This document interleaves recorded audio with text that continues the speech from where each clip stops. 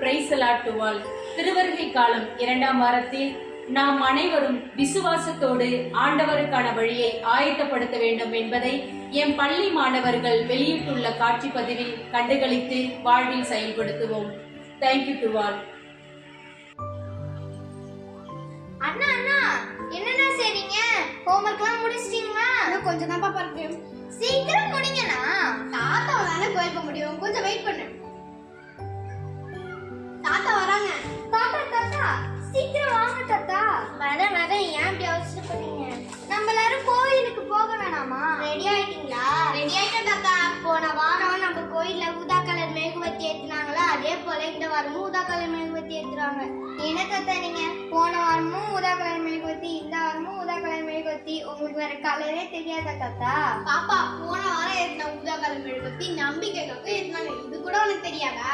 இந்த வாரம் ஏத்துற ஊதா கலர் மெழுகுவர்த்தி அமைதிக்காக ஏத்துறாங்க. அது பெத்தலஹேம் மெழுகுவர்த்தின்னு சொல்றாங்க.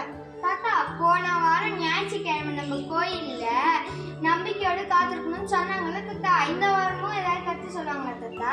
ஆமாங்க செல்லம், இந்த வாரம் விசுவாசத்தோடு ஆண்டவருக்கான வழியை ஆயத்தப்படுத்துவதுதான். தாத்தா எங்க ஸ்கூல்ல மறைக்கல்வி கிளாஸ்ல எங்க மேம் கூட சொல்லியிருக்காங்க. லூக்கா நற்செய்தியில அதிகாரம் 3 இறை வசனங்கள் 4-6 இறைவாக்கினர் எசையா சொல்லியிருக்காங்க.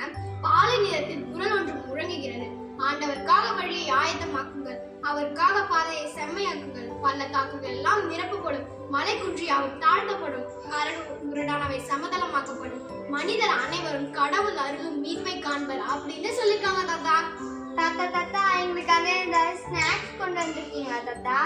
வாங்கிட்டு வந்திருக்கேனே, உனக்கு பிடிச்ச கடலை மிட்டாயும் எள்ளுருண்டையும் வாங்கிட்டு வந்திருக்கேன். அப்படின்னா எனக்கு பாப்பாக்கு எள்ளுருண்டை, உனக்கு கடலை மிட்டாய். திருவருகை காலம் 2ஆம் வாரத்தில் நாம் அனைவரும் இயேசுவின் வருகைக்காக விசுவாசத்தோடு ஆயத்தமாகுவோம். டிசம்பர் மாதம் 3ஆம் வார செய்தியை அடுத்த வீடியோவில் காண்போம். நன்றி.